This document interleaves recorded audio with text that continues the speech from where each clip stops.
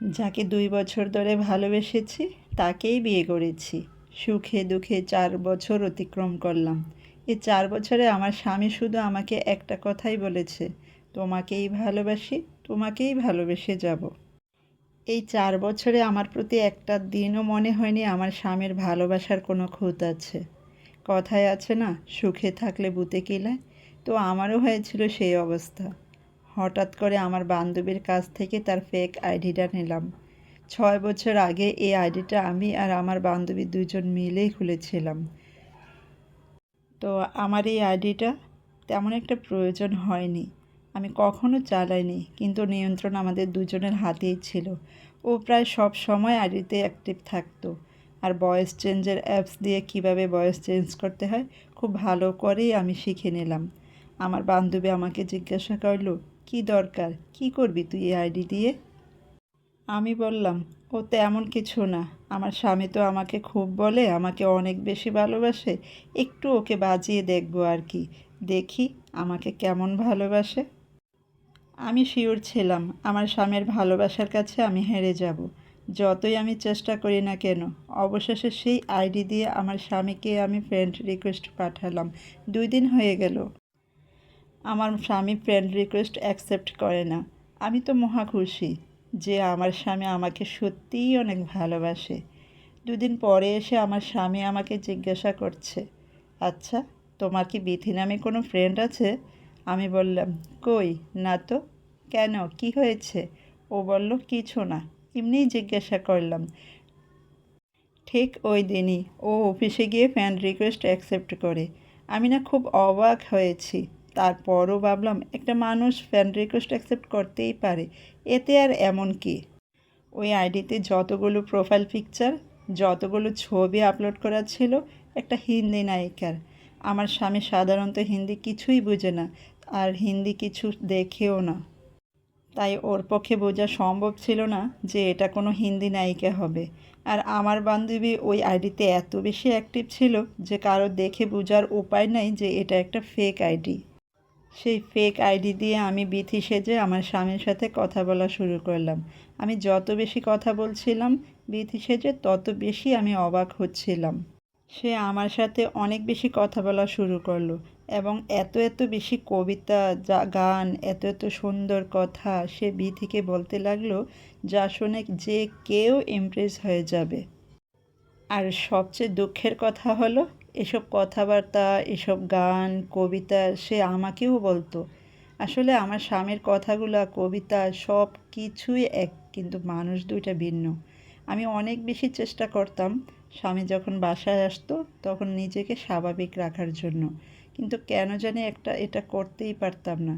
আমার স্বামী বাসায় আসার আগে সারা দিন বিথির সাথে যত বেশি এসএমএস ছিল সবগুলো ডিলিট করে তারপর বাসায় ঢুকতো, এবং বিথিকে সে বলে দিত সে যেন বাসায় আসার পর তাকে যেন কোনো এসএমএস করা না হয়, কারণ সে তার বড় ভাইয়ের সাথে থাকে।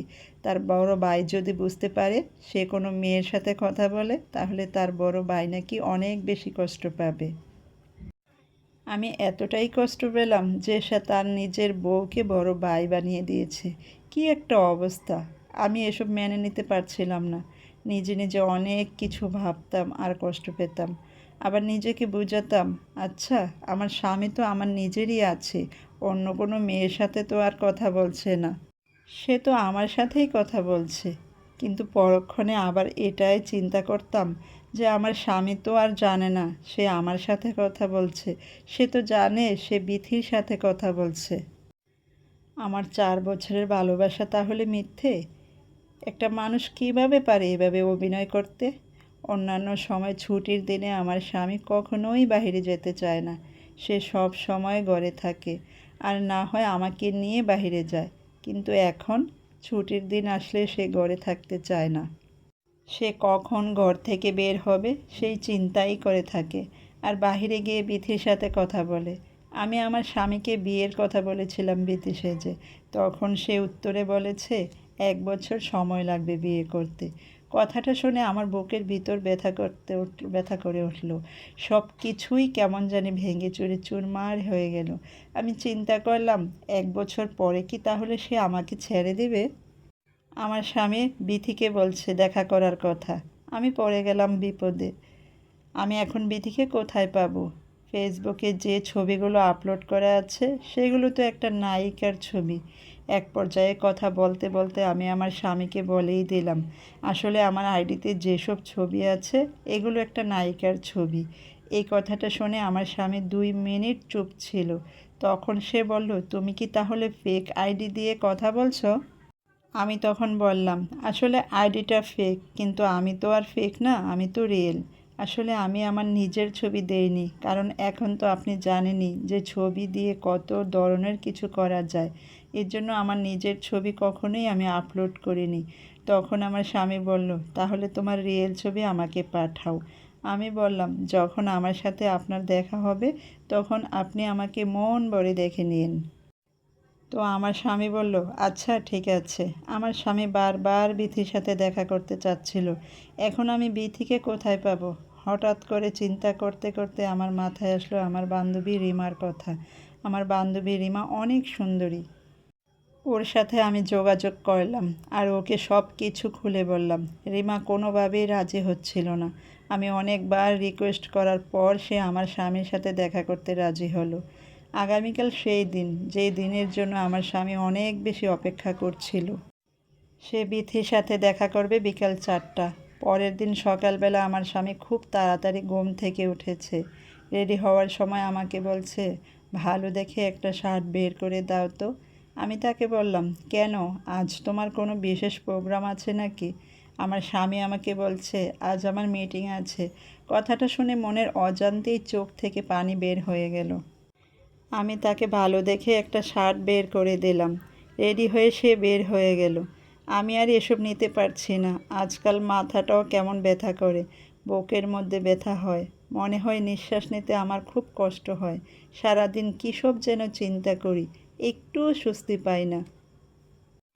আর সময়টাও কেমন জানি কাটছে না। হঠাৎ মনে পড়ে গেল সেই প্রথম দিনের কথা। আমার স্বামী আমার সাথে প্রথম দেখা হয়েছিল আমার খালাতো বোনের বিয়েতে। যেমন তার চাহনি, তেমন তার কথা, তেমনি তার সুরেলা কণ্ঠগান, সব কিছু যেন ছিল মনোমুগ্ধকর। আমাকে প্রথম দেখাতেই নাকি তার খুব ভালো লেগেছিল। সে আমাকে বলেছিল, তুমি কি আমার সঙ্গী হবে? আমি কথাটা শুনে বলেছিলাম, এ আবার কেমন কথা? তখন আমার স্বামী আমাকে বলেছিল, কোনো সমস্যা নেই, তোমাকে আমার খুব ভালো লেগেছে, প্লিজ আমাকে তুমি রিজেক্ট করে দিও না। তুমি সময় নাও, আমাকে চেনো জানো, তারপরও তুমি আমাকে না বলো না, প্লিজ। কীভাবে যেন তার প্রতি আমার অনেক মায়া জন্মালো। আস্তে আস্তে তার সাথে আমি কথা বলা শুরু করলাম। আমাকে প্রথম প্রপোজ করেছিল কিভাবে জানেন? হাতে ছিল ছোট্ট একটা গোলাপের কলি আর চকলেট। অনেক মানুষের ভিড়ে সে আমাকে বলেছিল, তোমার সাথে আমি সারাটা জীবন থাকতে চাই, তোমাকে আমি অনেক যত্ন করে সাজিয়ে রাখবো আমার জীবনে। একবার বিশ্বাস করে দেখো, পুরো দুনিয়াকে দেখিয়ে দিব ভালোবাসা কী জিনিস। সেই পুরনো স্মৃতিগুলো মনে করছিলাম আর ভাবছিলাম, আসলে সব কিছুই কি তাহলে মিথ্যে? আমাকে যে কবিতা গান বলছিল, সে একই কবিতা গান সে বিথিকেও বলছে। তাহলে আমি আর বিথি কি তার কাছে একই? আমি কাকে ভালোবেসেছি এই 4 বছর ধরে? আমি শুধু এখন বসে বসে একটা কথাই চিন্তা করি, আমি যেই মানুষটাকে চিনতাম, জানতাম, মন থেকে ভালোবাসতাম, সে কি আসলে এই মানুষটা? আপনাদের আসলে কী মনে হয়?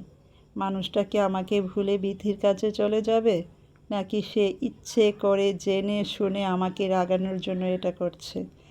জানতে হলে অবশ্যই কমেন্ট করতে হবে। গল্পের বাকি অংশটুকু আমি পরবর্তী ভিডিওতে আপনাদের সাথে শেয়ার করব।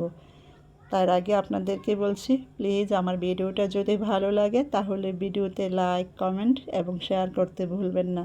আর অবশ্যই চ্যানেলটি সাবস্ক্রাইব করে দেবেন। আজকের মতো তাহলে আমি এখানেই বিদায় নিয়ে নিব। ইনশাল্লাহ দেখা হবে পরবর্তী ভিডিও এবং পরবর্তী গল্পের সাথে। ততক্ষণ পর্যন্ত সবাই ভালো থাকবেন। আল্লাহ হাফেজ।